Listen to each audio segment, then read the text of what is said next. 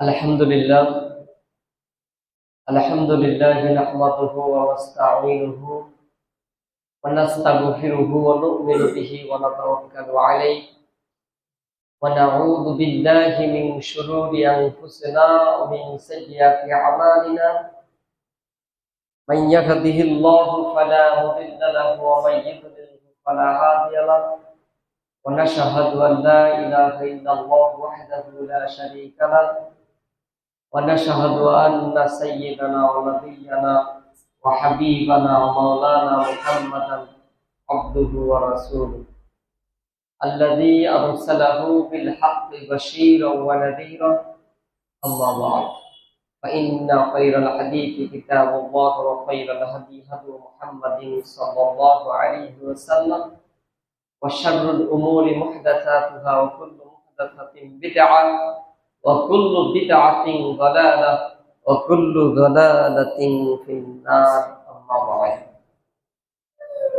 أعوذ بالله من الشيطان الرجيم بسم الله الرحمن الرحيم يا أيها الذين آمنوا كتب عليكم الصيام كما كتب على الذين من قبلكم لعلكم تتقون الحمد لله সমস্ত প্রশংসা সমস্ত গুণগান আল্লাহ তাআলার জন্য, যেই মহান রব্বুল আলামিনের অশেষ রহমতে আমরা পবিত্র জুমার দিন, পবিত্র রমজান মাসের আজকে শেষ জুমা। আল্লাহ তাআলা আপনাকে আমাকে সুস্থ রেখে, সুন্দর রেখে আমরা পবিত্র মাহে রমজানের পূর্ণ রোজা রাখতে সক্ষম হয়েছি। এই জন্য আল্লাহর প্রতি শুকরিয়া আদায় করছি, সকলে করছি আলহামদুলিল্লাহ। হয়তো রমজান মাস পেয়েও অনেকে অসুস্থতার কারণে, অনেক সমস্যার কারণে দেখা যাচ্ছে অনেকে সিয়াম রাখতে পারেন। ওই সমস্ত আল্লাহ তাআলা আমাদেরকে নিয়ামত দেন নাই, আমাদেরকে সুস্থতার নিয়ামত দিয়েছেন এবং আমরা জুমার 2 রাকাত ফরজ সালাত আদায় করার লক্ষ্যেও আমরা মসজিদে আসতে পেরেছি। এই জন্য আবারও আমরা তার প্রতি শুকরিয়া আদায় করছি, সকলে করছি আলহামদুলিল্লাহ। তারপরে তার প্রিয় হাবিব, সর্বকালের সর্বযুগের সর্বশ্রেষ্ঠ মহামানব, বিশ্বের মানবতার শান্তির দূত, বিশ্বের বিশ্বস্ত বন্ধু বিশ্বনবী হযরত মুহাম্মদ রাসূলুল্লাহ, আমরা সকলে পড়ছি সাল্লাল্লাহু আলাইহি ওয়াসাল্লাম। সম্মানিত উপস্থিতি, আজকে আমরা জানার চেষ্টা করব যে যারা রমজান মাসের সিয়াম রেখেছে তাদের জন্য সুসংবাদ কি, আর যারা রাখে নাই তাদের জন্য সুসংবাদ। আর সময় হলে সদকাতুল ফিতর সম্পর্কে দিয়ে একটা কথা বলার চেষ্টা। দেখেন, রমজান মাস শুরু হয়েছে, আবার শেষও হয়ে যাচ্ছে, বা শেষ হয়ে গেল ধরা যায়। এই রমজান মাস যারা সিয়াম রেখেছে তাদেরও কিন্তু রমজান মাস গেল, আর যারা রাখে নাই তাদেরও রমজান মাস চলে আসবে। 1 বছরের আগে আর পাওয়া যাবে না, নাকি বলছেন? তো যারা সিয়াম রেখেছে তারাও মানুষ, যারা রাখে নাই তারাও মানুষ। এই 2 শ্রেণীর মানুষ, কোন মানুষ? 2 শ্রেণীর মানুষের জন্যই কিন্তু আল্লাহ তাআলা সুসংবাদ রেখেছেন। তো কাদের জন্য কোন সুসংবাদ, সেটা আমরা ক্লিয়ার হওয়ার চেষ্টা করব। তার আগে বলি যে যারা সিয়াম রাখে নাই তারা ভুল করেছে, তাছাড়া আর কিছুই না। কারণ রমজান মাস চাইলেই আমরা রমজান মাস পাবো না। রমজান মাসের এত গুরুত্ব একটা সিয়ামের স্পষ্ট হাদিস আবু দাউদ শরীফের 1609 নম্বর হাদিস। কোনো ব্যক্তি যদি ইচ্ছাকৃতভাবে রমাজানের একটা সিয়াম ছেড়ে দেয়, ভঙ্গ করে ফেলে, তো সারা জীবন যদিও সিয়াম রাখে তারপরেও ওই সিয়ামের সমান হবে না। সুবহানাল্লাহ। অর্থাৎ ওই সিয়ামের যে ঘাটতি, রমজান মাসের সিয়ামের সে ঘাটতি তৈরি করলো ছাড়ার মাধ্যমে, এটা সে কোনোদিন পূরণ করতে পারবে। যেমন একটা এক্সাম্পল দিই, একটা ছেলে ধরেন 12 মাসই পড়াশোনা করে এবং পরীক্ষা দেয়, টেস্ট পরীক্ষা 12 মাসেই দেয়, মাসে একটা করে দুটা করে দেয়, খুব পড়ে, কিন্তু যে ফাইনাল পরীক্ষা ওইটা খালি দেয়।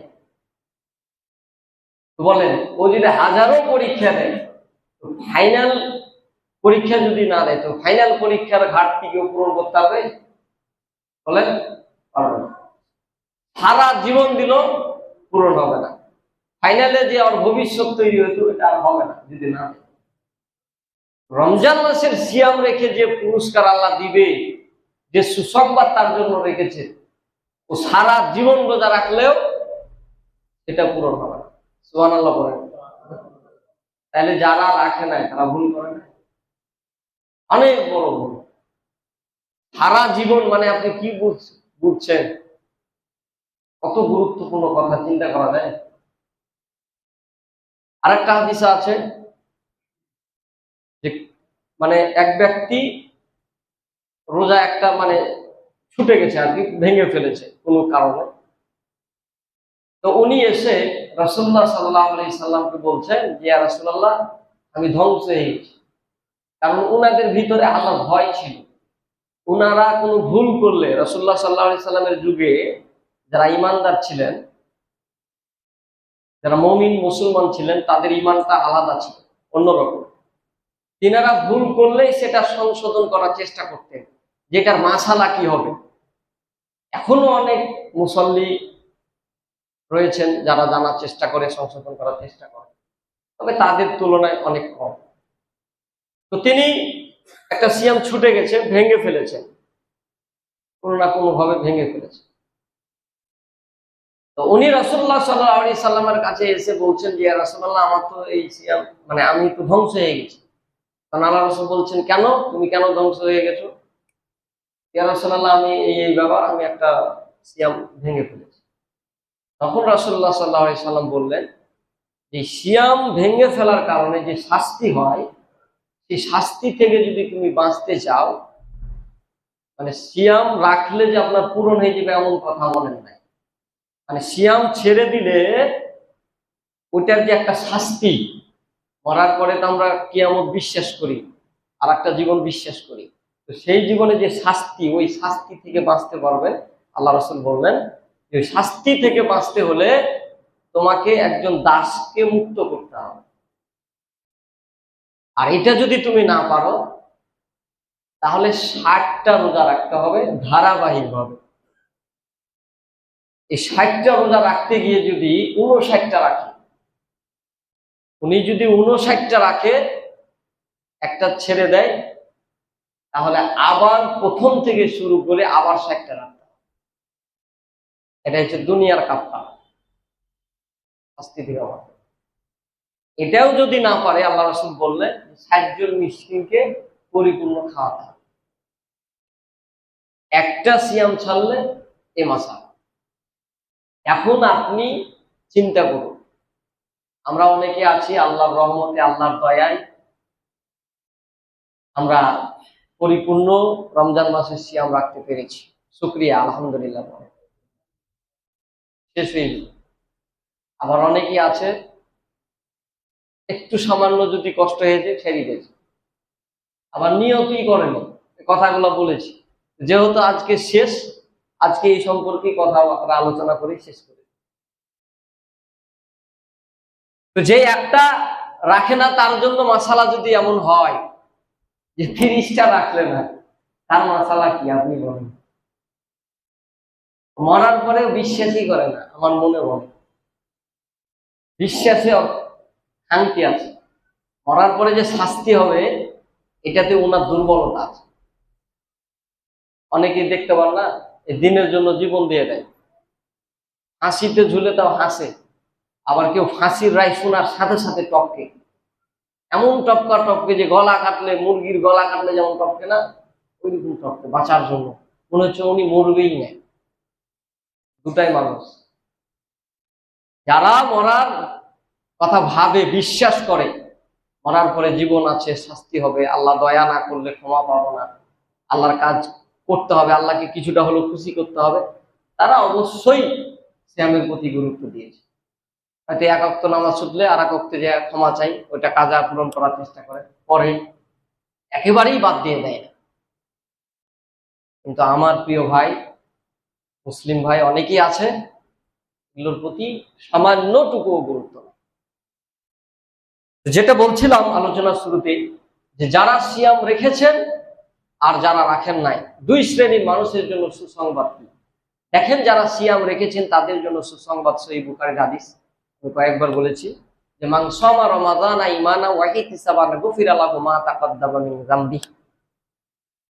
এটা হচ্ছে এক নাম্বার, যারা সিয়াম রেখেছে তাদের জন্য সুসংবাদ হচ্ছে তাদের পূর্ববর্তী ও পরবর্তী গুনাহ মাফ হয়ে যাবে।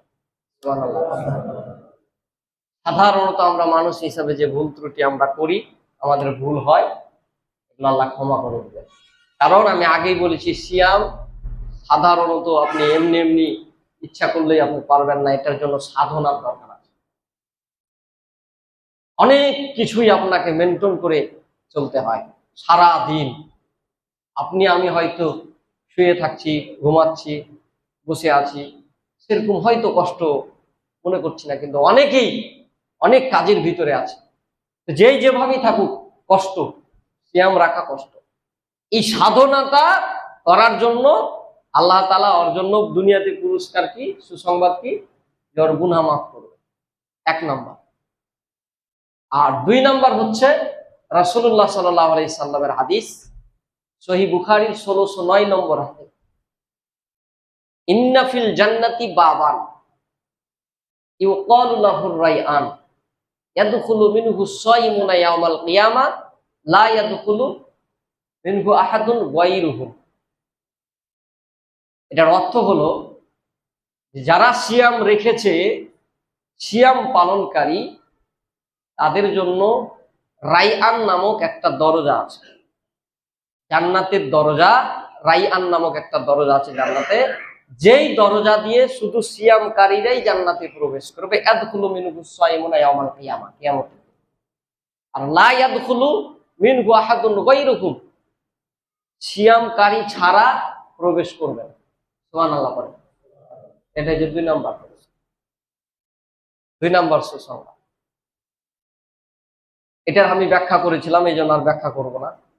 3 নম্বর সুসংবাদ হচ্ছে যে আল্লাহ তাআলা রব্বুল আলামিন নিজ হাতে সিয়ামকারীদেরকে পুরস্কৃত করবেন। সুবহানাল্লাহ পড়ে। এটা সারপ্রাইজ হিসাবে রেখেছেন, মানে এটা আল্লাহ বলেনি, এই মাসালাটা আমরা জানি, এটা আল্লাহ বলেনি যে বান্দাকে আল্লাহ কি দিবে, এটা কেমন হতে পারে এখন হয়তো কিছুটা অনুভব করা যেতে পারে, তবে আমাদের অনুভব আমাদের কল্পনার বাইরে, সেরকম কল্পনা আমরা করতে পারবো না, বাইরে। এমন কিছু পুরস্কার আল্লাহ রেখেছেন যেটা প্রকাশ করলেন না। আর 4 নম্বর হচ্ছে রোজাদার ব্যক্তির জন্য, সিয়ামকারীর জন্য দুটো আনন্দ, একটা ইফতারির সময় আর একটা আল্লাহর সাথে সাক্ষাৎ করার সময়। আল্লাহ যখন আপনার সাথে দেখা দিবে তখন আপনি কতটা আনন্দিত, উচ্ছ্বাসিত, উল্লাসিত, স্ফূর্তিত হবেন আমি নিজেও জানি না, আল্লাহ ভালো জানে। কারণ সামান্য একটু আনন্দ দিয়েছেন, তাই এই আনন্দতে আমরা পাগল। সাগরের মানে আপনার ওই সুই যদি ঢোকানো হয় দিয়া তারপরে উঠার পরে সুইয়ের মাথাতে যে পরিমাণ পানি, ওই পানি পরিমাণ সুখ, শান্তি, আনন্দ আল্লাহ পৃথিবীতে দিয়েছে। তাই তো আনন্দের অভাব নাই। এমন এমন জিনিস আমরা পাই, যে জিনিস দেখে পেয়ে আমরা এত খুশি হই, আনন্দিত হই, যে মানে দিশিহারা, পাগল। কতটা আনন্দিত হব, কতটা স্ফূর্তিত হব, আল্লাহ ভালো জানে। এই 4টা পুরস্কার সিয়ামকারীদের জন্য। আমরা অনেক শুকরিয়া আল্লাহর কাছে, আলহামদুলিল্লাহ, যে আমরা সিয়াম রাখতে পেরেছি। এখন যারা সিয়াম রাখে নাই তাদের সম্পর্কে দু একটা কথা, তাদের জন্য সুসংবাদ কি দেখাই। ভাইরা আমার, রাসূলুল্লাহ সাল্লাল্লাহু আলাইহি ওয়াসাল্লাম বলেন, তিনি স্বপ্নে দেখছেন 2 জন ফেরেশতা নবীজি সাল্লাল্লাহু আলাইহি ওয়াসাল্লামকে বললেন, ইয়া রাসূলুল্লাহ, ইয়া হাবিবাল্লাহ, আমাদের সাথে চলুন।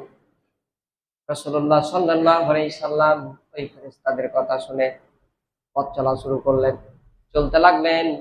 যেতে যেতে যেতে যেতে কিছু দূর যাওয়ার পরে তিনি দেখলেন বিশাল বড় একটা পাহাড়। এই বিশাল বড় পাহাড় দেখে ওই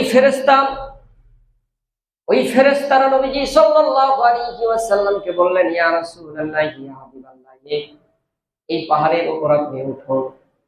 নবীজি সাল্লাল্লাহু আলাইহি সাল্লাম বললেন, হে আমার সঙ্গী সাথী, আমি তো পাহাড়ের উপর উঠতে পারি না, এত উঁচু পাহাড়ের উপর উঠবো কিভাবে?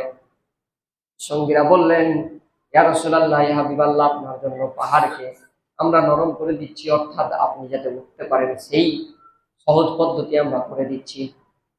রাসূলুল্লাহ সাল্লাল্লাহু আলাইহি সাল্লামের জন্য পাহাড়ে ওঠা সহজ করে দেওয়া হলো। নবীজি সাল্লাল্লাহু আলাইহি ওয়াসাল্লাম পাহাড়ের উপর উঠলেন। তারপরে তিনি দেখলেন একটা বিশাল বড় সাগর, রক্ত এবং পুজ, দুর্গন্ধযুক্ত রক্ত পুজের সাগর। এইরকম রক্ত পুজের সাগরে অসংখ্য অগণিত নারী এবং পুরুষ হাবুডুবু খাচ্ছে, সাঁতার কাটছে। সাঁতার কেটে কেটে যখন তারা সাগরের কিনারায় আসার চেষ্টা করছে, চলে আসছে, এমন সময় একজন ফেরেশতা দাঁড়িয়ে আছেন, একজন লোক দাঁড়িয়ে আছেন, যেই লোকটা হচ্ছে বধির, কানে শোনে না। এইরকম একজন বধির লোক দাঁড়িয়ে আছেন বিশাল বড় একটা পাথর নিয়ে। ওই পাথরটি তাদের উপরে কি করছেন, তারা যখন সাগরের কিনারায় ফিরে আসছেন তখন ওই সাগরের উপর পাথরটি নিক্ষেপ করছেন। নিক্ষেপ করার সঙ্গে সঙ্গে বিশাল বড় বড় ঢেউ হচ্ছে, আর ওই ঢেউয়ের চোটে ওই লোকগুলি কি করছেন, মাঝখানে চলে যাচ্ছে। ভাইয়ের আমার, বারবার তারা আসার চেষ্টা করছেন, চিৎকার মারছেন, আমাদেরকে রক্ষা করো, আমাদেরকে সাহায্য করো, আমরা বাঁচতে চাই, আমরা ভুল করেছি, অন্যায় করেছি, আমাদেরকে সেই ভুলের শাস্তি তো অনেক দেওয়া হলো, আমরা আর ভুল করবো না, ইত্যাদি ইত্যাদি, বাঁচার জন্য যা যা বলে আর কি। তখন নবীজি সাল্লাল্লাহু আলাইহি ওয়াসাল্লাম এই দৃশ্য দেখে সঙ্গী সাথীদেরকে বললেন, যে আমার সঙ্গী সাথীরা, এদেরকে এইরকম শাস্তি কেন দেওয়া হচ্ছে, কি কারণে এদের শাস্তি? তখন তারা বললেন, ইয়া রাসূলুল্লাহ, ইয়া হাবিবাল্লাহ, এদের শাস্তির কারণ হচ্ছে এরা পৃথিবীতে ওয়াদা করার পরে ওয়াদাকে ভঙ্গ করে ফেলতেন, প্রতিশ্রুতিকে রক্ষা করতেন না। এই কথা শোনার পরে নবীজি সাল্লাল্লাহু আলাইহি ওয়াসাল্লামকে বললেন যে, ইয়া রাসূলুল্লাহ, চলেন আমরা সামনের দিকে যাই, সামনের দিকে আরো কিছু দেখতে পাওয়া যাবে। নবীজি সাল্লাল্লাহু আলাইহি সাল্লাম সামনে যেতে লাগলেন। যেতে যেতে আবার কিছু দূর যাওয়ার পরে বিশাল বড় একটা গাছ দেখা গেল, যেই গাছের ব্রাঞ্চ রয়েছে, অনেকগুলি শাখা প্রশাখা ডাল রয়েছে। ওই ডালের সাথেই অসংখ্য গণিত লোক, পুরুষ এবং মহিলা, তাদেরকে পা বেঁধে, উল্টা করে বেঁধে রাখা হয়েছে। আর সেখানে তামা গরম করা হচ্ছে, এত তাপ দিয়ে গরম করা হচ্ছে যে তাপের চোটে তামাগুলি শরবতে পরিণত হচ্ছে। আর এই শরবত তাদের নাকে, মুখে, কানে, চোখে ঢালা হচ্ছে, আর তারা চিৎকার মারতেছে। এই দৃশ্য নবী সাল্লাল্লাহু আলাইহি সাল্লাম যখন দেখলেন, তখন তার সঙ্গী সাথীদেরকে বললেন, হে আমার সঙ্গী সাথীরা, এদেরকে এরকম শাস্তি দেওয়ার কারণ কি? এরা কি এমন অন্যায় করেছিল, এরা কি এমন পাপ করেছিল এদেরকে এই শাস্তি দেওয়া হচ্ছে? তখন তারা বললেন, ইয়া রাসূলুল্লাহ, ইয়া হাবিবাল্লাহ, এরা দুনিয়াতে রোজা ছাড়তো আবার রাখতো, মানে রোজা ধরতো, ভেঙে ফেলতো, ইফতারি করার আগে ইফতারি করতো, আর মনে যখন প্রয়োজন পড়তো তখন খেত। তাহলে এখন চিন্তা করেন, ভাবো, যে এদেরকে এই তামা গরম করে, এত গরম যে গরমের চোটে শরবত, আর ওই শরবত কানে দেওয়া হচ্ছে, চোখে দেওয়া হচ্ছে, মুখে দেওয়া হচ্ছে, সরাসরি হাদিসের কথা। তো জিজ্ঞাসা করা হলো কেন? এরা সিয়াম মানে রাখতেন, কিন্তু মাঝে মাঝে ছাড়তেন, আবার ইফতারি হওয়ার আগেই, ইফতারি করার সময়ের আগেই ইফতারি। এরকম লোকের কি অভাব আছে আমাদের ভিতরে? রোজা রাখে না, ইফতারিলে বসতে, শরম লজ্জা কিছু নেই, ভয় তো নাই, লজ্জা শরম নাই। কয় টাকা বাঁধবে? 50-60 টাকা, 100 টাকায় বাঁধবেন। এই 100 টাকার জন্য, 50-60 টাকার জন্য পয়সা আছে। আল্লাহর হুকুমের ঘাটা তাকাইছে, কখন আল্লাহ হুকুম করবে তখন বিসমিল্লাহ হবে। অবাক হয়ে যায়, আশ্চর্য, কত রকমের যে মানুষ আছে আপনি চিন্তা করে মানে করতে পারবেন না, সঠিক নির্ণয় করতে পারবেন না। আপনি যদি ভালো হচ্ছেন তো মনে করছেন সবাই ভালো, আর যে খারাপ হয়েছে ওর কাছে সবই খারাপ। ওর কাছে ভালো মানুষই নেই, আপনি জিজ্ঞাসা করতেন কেউ ভালো মানুষ নাই, সবই খারাপ। যেটা বলছিলাম হাদিসের কথা, সিয়াম না রাখার কারণে এই শাস্তি। আমরা কিন্তু ওই যে কোরআনে আপনার দয়া, আল্লাহ দয়াশীল, আল্লাহ ক্ষমাশীল, আল্লাহ মার্জনাশীল, আল্লাহ সহিষ্ণুতাশীল, সহনশীল, ধৈর্যশীল, এই আয়াতগুলি যদি আমরা এক জায়গায় করি, হাদিসগুলি যদি এই ব্যাপারে এক জায়গায় করি, তো পৃথিবীর একটা মানুষও জাহান্নামে যাবে না, জানেন? কিন্তু ওই আল্লাহ আবার বলছেন, উনিই বলছেন যে তুমি বা তোমরা শুধু কেন মনে করছো যে আমি রহমান, আমি রহিম, আমি ক্ষমাশীল, আমি দয়াশীল? শুধু যদি তোমরা আমার দয়ার দিকেই তাকাও, রহমতের দিকে তাকাও, আমি যে কঠিন সেটার দিকে তোমার দৃষ্টি হয় না কেন? আল্লাহ কোরআনে বলছেন ইন্না বাতশা রাব্বিকা লাশাদীদ, নিশ্চয় তোমার রবের পাকড়াও অত্যন্ত কঠিন, এত কঠিন যে তুমি কখনো কল্পনাও করতে পারো না। সুবহানাল্লাহ বলেন। যে মানুষটার মায়া বেশি, সে মানুষটার রাগও বেশি। যদি রেগে যায় আপনার খবর আছে, আপনার জীবনই শেষ করে দিবে। যদি বলে যে মারবো তো মায়ের ছাড়বে, রাগী লোক নাই। আবার ফির ওই মানুষটারই ফির কত মায়া দেখেন, সামান্য ইমোশনাল হয়ে যায়। আল্লাহ যেমন দয়ালু, আল্লাহ যেমন ক্ষমাশীল, ঠিক তেমনই আল্লাহ আবার কঠিন। কঠিনের জন্যই তো এই শাস্তি। দেখতে পান না? আমরা জ্বলন্ত প্রমাণ, জ্বলন্ত উদাহরণ আমরা দেখছি পৃথিবীতে। একটা মানুষ অন্যায় করছে করছে করছে করছে, কিছুই হচ্ছে না, ক্ষমতা আছে, আরে কিছুই করতে পারবে না, আমি থাকতে সমস্যা কি, এরকম বলে না? ওকে ধরেই নেয়, ও বুঝতেই পারে না যে আমি ধরা পড়বো। ওকে যখন ধরে, এমন ধরা ধরে যে গোটা পৃথিবীর মানুষ সাক্ষী থাকে যে ওকে ধরেছিল, মনে রাখে এভাবে লাঞ্ছিত, অপমানিত করেছে। ইতিহাসের পাতায় তার নাম উঠে যায়, স্বর্ণ আক্ষরে লেখা থাকে, ভবিষ্যৎ প্রজন্ম তাকে দেখে, সতর্ক হয়। এটা দুনিয়াতেই তো আল্লাহ দেখাচ্ছে। মরার পরে আমরা বলছি না যে মরার পরে হবে কি হবে না, এই কথা যদি আমরা বলি তাহলে অবশ্যই ভুল করব। এই সিয়াম আমরা কেন রাখবো, নামাজ কেন পড়বো, এই আমলগুলির প্রতি কেন গুরুত্ব দিব?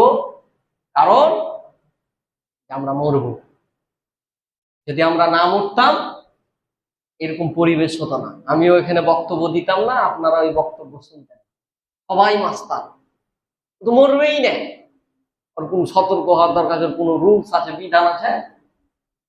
যেমন পশু পাখি চতুষ্পদ জন্তু, এরা বুঝে না, এরা জানে না যে মরবো। মরার যখন মরে তখন হয়তো বুঝতে পারে যে আমি এখন মরে যাচ্ছি, কিন্তু এরা ওইভাবে আমাদের মতো ফিল করতে পারে না আমাদের মৃত্যু আছে বা মৃত্যুর পরে আমাদের জীবন আছে। আর আসলে তর্কে জীবন নেই, ওরা বুঝে না, যার কারণে ওদের চলাফেরা ওরা কোনো রুলস ছাড়াই, ওরা স্বাধীন, যখন যেভাবে যেটা মন চাই তখন সেটা সেভাবেই করে, ওর কোনো রুলস চলে না, ওর কোনো বিধান নাই। আর আমাদের কিন্তু বিধান আছে ভাইরা, আমাদের অনেক কিছু মেনটেন করে চলতে হয়। আমরা কিন্তু স্বাধীন, নিজেকে স্বাধীনতা দাবি করলেও আমরা কিন্তু পরিপূর্ণ স্বাধীনতা বজায় রেখে চলতে পারি, পরিপূর্ণ স্বাধীন না। কিন্তু আপনার অনেক কিছু মন চাই, কিন্তু আপনি অনেক কিছু করেন না, কারণ আপনি পরিবেশ বুঝেন। আপনাকে বিধানের ওপর, রুলস এর ওপর থাকতে হবে। মৃত্যু যেহেতু হবে সেহেতু সতর্ক হয়ে যাবে। যারা সিয়াম রাখেননি তাদের জন্য একটাই ক্লু, একটাই সমাধান, যে এখন তাওবা করে নেবেন যে আল্লাহ, যা করেছি ভুল করেছি, মাবুদ বুঝিনি, সামনে যে রমজান আসবে যদি তুমি তৌফিক দাও, আমি যদি ওই রমজান পাই মাবুদ, আমি তোমার সাথে প্রতিশ্রুতিবদ্ধ হলাম, ওয়াদাবদ্ধ হলাম, আমি তোমাকে কথা দিলাম মাবুদ, আমি সামনের পরিপূর্ণ রমজান মাসের সিয়াম রাখবো ইনশাআল্লাহ। এইরকম নিয়ত করে আপনি তাওবা করে সামনে পথ চলা শুরু করেন, হয়তো আল্লাহ আপনাকে ক্ষমা করতে পারে। আর যদি আপনি ভুল করেও আপনি যদি ভুলটাকে স্বীকার না করেন, এইরকম ভাবে চলেন, তাহলে আমাদের মুসলমান হওয়া না হওয়া একই সমান। মৃত্যুর পরে সেটা আমাদের কি হবে না হবে সেই চিন্তা আপনি করিয়েন না, ওইটা বাদ দিয়ে দেন, আপনি যেভাবে চলছেন চলেন। আর যদি মনে করেন যে না মুক্ত হবে, তাহলে আপনি একটু ভালো হন। আল্লাহ তুমি আমাদের সকলকে সঠিক বুঝ দান করো, সবাই করি আমিন।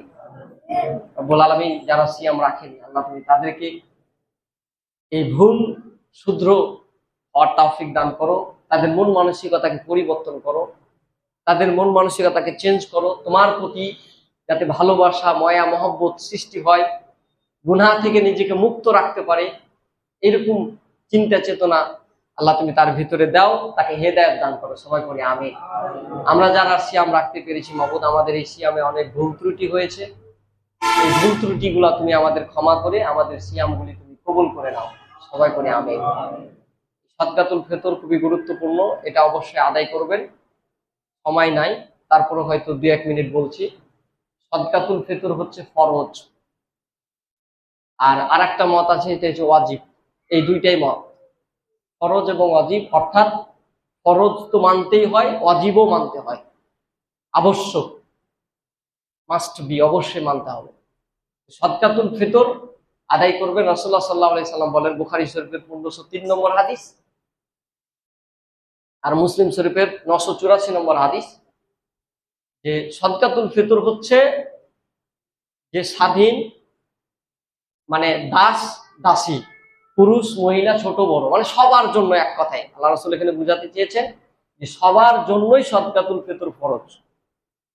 আপনার চাঁদ দেখার পরে, ঈদের নামাজের পূর্বে, ঈদুল ফিতরের নামাজের পূর্বে যদি কেউ জন্মগ্রহণ করে, ওই নবজাতকেরও সাদকাতুল ফিতর আদায় করা কি ফরজ।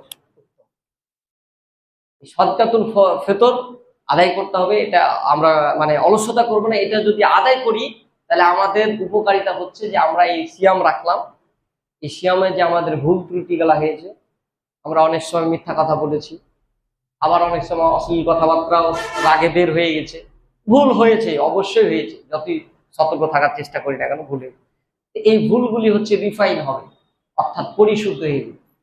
সাদকাতুল ফিতরটা কত গুরুত্বপূর্ণ দেখেন, আল্লাহ রাসূল এই সাদকাতুল ফিতরের ব্যবস্থাই করেছেন গরিবরা যাতে ক্ষুধার্ত মুক্ত হয়, অন্তত ঈদের দিন তারা যাতে আনন্দ করে, আর যারা সিয়াম